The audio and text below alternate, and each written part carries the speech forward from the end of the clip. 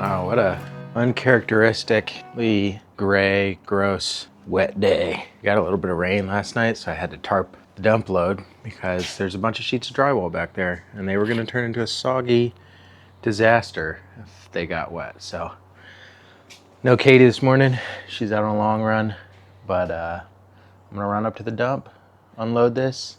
I think I'm under 500 pounds. That's the goal. All right.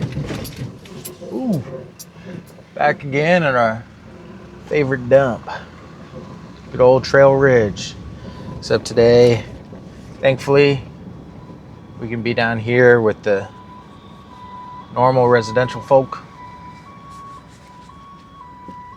Assuming I can get this into one of these dumpsters. I don't know what's in here, but it smells horrendous.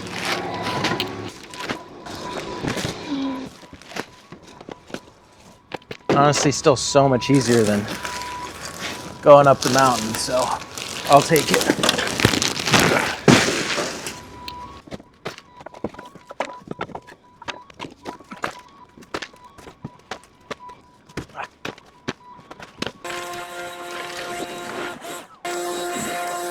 Just took my truck to get car washed the other week after we were here.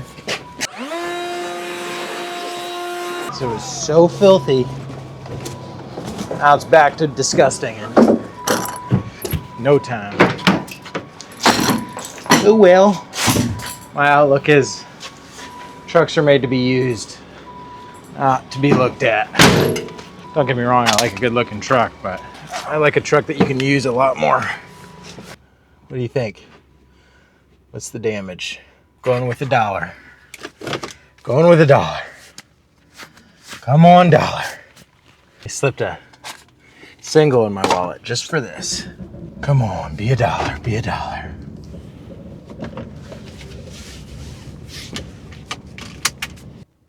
Getting tired of coming out here, I'm not gonna lie. But I shouldn't even say it, but I think this is the last trip we'll need to make out here. Hello.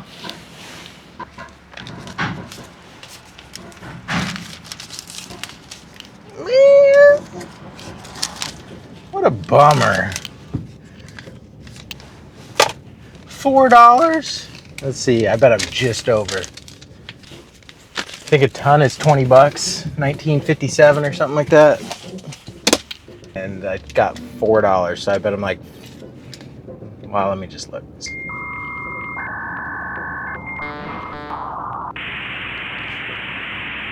Not terrible. $30 a ton. All right, a little bit heavier than I thought. All right, welcome back to the bathroom. Even though we live in Florida, it is getting cold. So it's like 50 degrees outside, and you watch me take down all the insulation out of this entire room. So I still have this window open with the fan in it. So today's goal is to put new insulation back up. So I bought a couple rolls of unfaced insulation. I've got my hat on so I don't get an itchy head. Long sleeves. I've got some latex gloves so the fiberglass can't get through it. And a fresh blade on my knife. And I'm going to start filling these bays. So it's going to be a little back and forth because I still have some work to do up there. But I just want to get this as insulated as possible because it's going to be cold over the next couple weeks, if not longer. And our bedroom, if you remember, is right on the other side of this wall. So, to alleviate spending an arm and a leg on heating costs and to be able to keep our room nice and toasty, I want to get this sealed up. Well, not sealed up, but insulated at least a little bit. So I'll probably have to move some stuff around after the fact once it's done, but I can work around that. At least it'll be mostly up there and keep us a little bit toastier. That's today's plan. I'm going to cap off this HVAC duct a little bit better with the cap that I bought today. I don't think I'm going to worry about this one. I guess enough talking. Got a couple hours back to working after work in the evenings and weekends, so got to make the most of it. Let's get the stuff in there.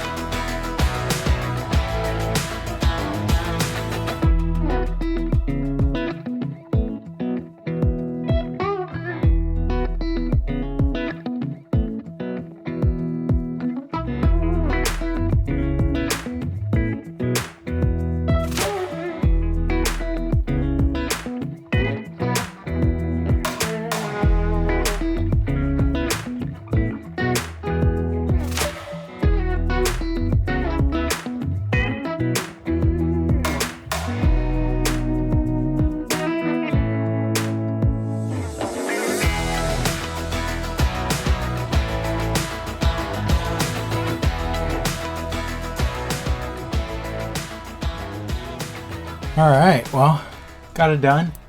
It's way quieter in here.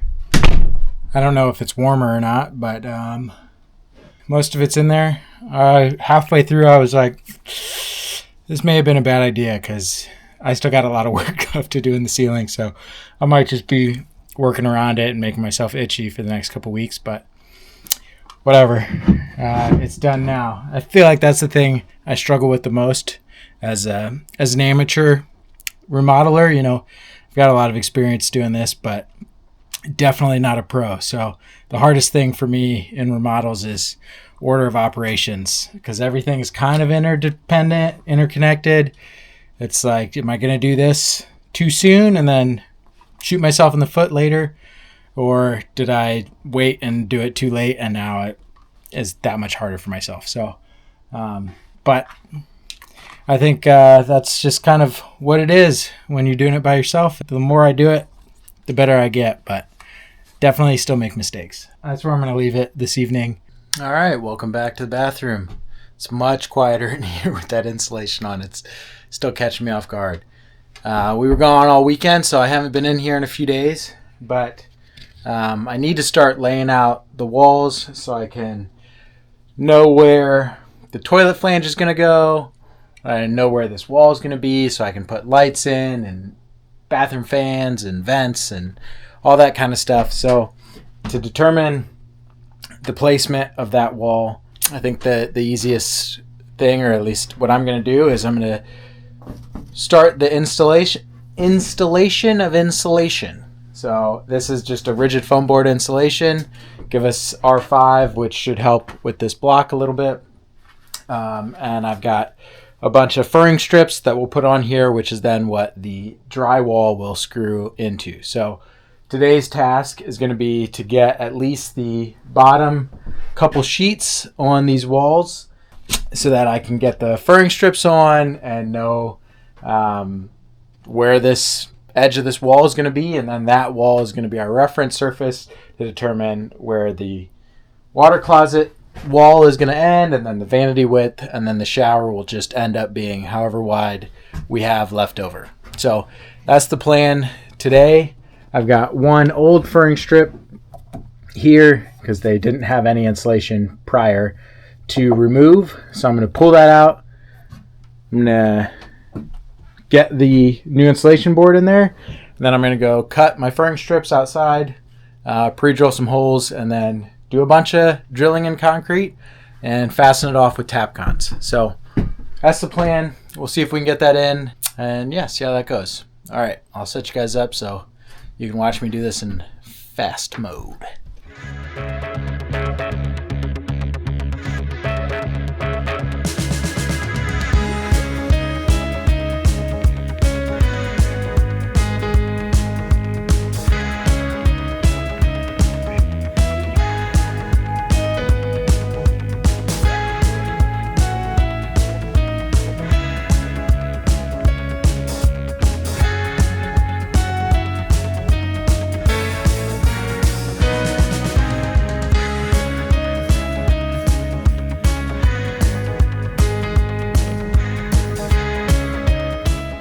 All right, so I just cut these outside.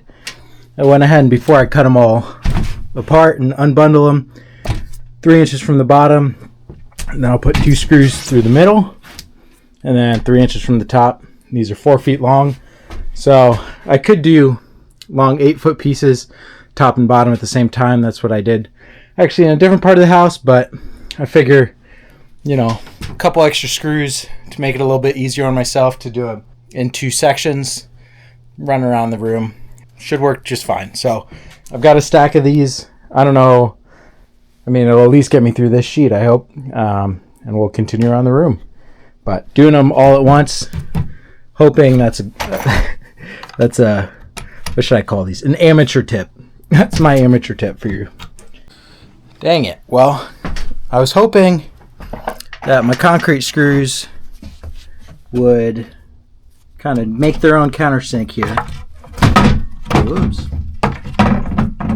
So that this head would sit nice and flush in there. I don't want it sticking up at all because the drywall is going to go right over this, and all those little bumps, you'd think it would just push into the drywall, but in my experience, it just creates a whole headache with drywall if you don't have them nice and flush. So what I'm going to do is I'm going to go through with my other bit here and give each of these a nice little countersink beforehand. Actually, I might grab a step bit and see if that'll do it better, but I need to countersink basically each one of these holes so that my head sits under the surface of the drywall.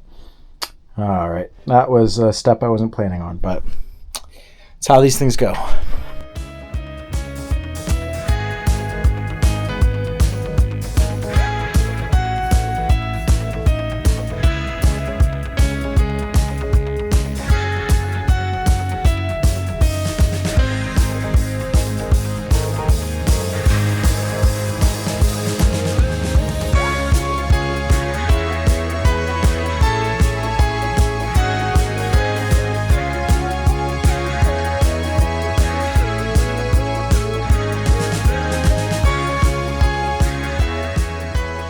Okay, so I've marked out, you can probably barely see it, but where our toilet flange is going to go, right here. I've traced out the wall a little bit, but I think what I've decided to do is go ahead and put this sheet down for good, glue it, nail it off real good so that I can make some permanent markings on here for reference. I'm a little worried I'm going to mark all this up and then I'm going to pull it up and put it back down to glue it, and now everything's shifted by a 1/4 inch or something. So I'm just going to go ahead and put it down for real. I had been waiting to do that because I need to run plumbing and electrical under here, but this sheet specifically I think will be okay to be down for good because I'll still be able to pull these 2 sheets up as needed and I can just work a couple feet under. That shouldn't be that big of a deal. The other issue I ran into was with this sheet, if I go ahead and put this insulation and furring strips on, I'm going to lock myself into a corner here and I'm not going to be able to get this sheet back out in one piece and back in there because those things stick off, well, just like this, 1 3/4 inches, which is going to cover that up, and then I'm going to be trapped. So I'm going to get this installed permanently, and that'll allow me to mark this out, and I'll also be able to continue the insulation around that back wall. One thing I forgot to mention, once I pull this sheet up, I'm going to use my T-square here, and I'm going to mark, well, somehow find a way to identify where all the blocking is over there so that when I put this sheet back down and cover it up, I can give myself some reference lines to know exactly where to nail this off and hold it down, because especially with the tile on top of here, this thing needs to be secured very well, no movement. Like right now, they're all very hollow. It sounds like a lid of a drum. So it's going to take some time to mark around here and figure that out.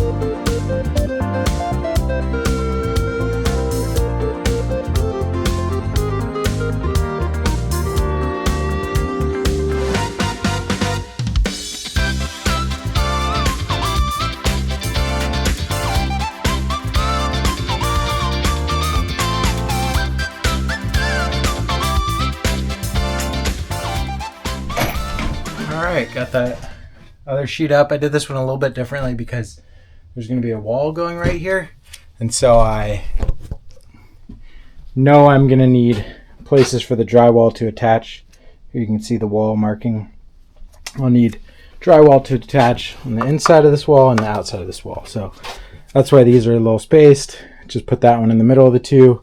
And then I'm doing 1 foot spacing on everything else, which is overkill, but material's cheap. It goes quick. And then I'll know from the corner of this wall, I can measure 1 foot out and I'll be able to hit these, hopefully.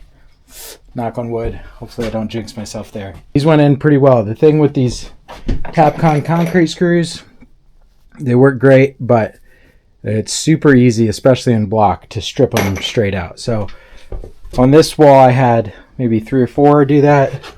This one I only have the one. So one simple way to fix this, another amateur tip, is just take some copper wire. This is just some stuff that I was pulling out of here, so I just stripped it back. I'll stick this in the hole, bend it over.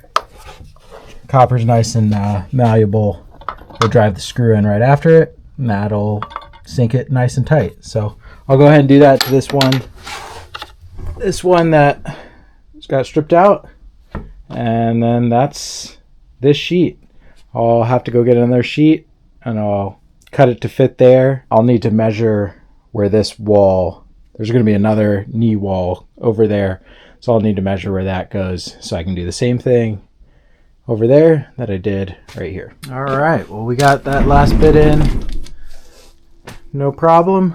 I ran out of screws, just got a handful left, so I got to order more to do the top, but that was my last sheet I had anyway. We bought out everything they had at Lowe's, so I got to go back and get at least 2 more, maybe 3, but we'll see. So we're going to change gears here a little bit.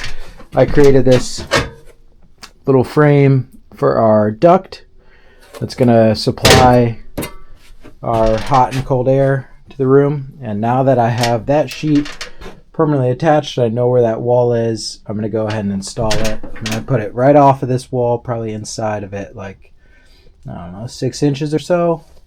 And it's going to go right up there in that bay. So I'm going to go ahead and get this thing screwed in there. For now, it's just going to push the insulation up, but I'll have to get up there and kind of cut it around so it fits, and then reattach the supply pipe that is sitting currently right up in there somewhere. All right, next up on the list is trimming the top plate of this wall. So you saw me before, I trimmed all these studs back to make a little bit more room for a shower.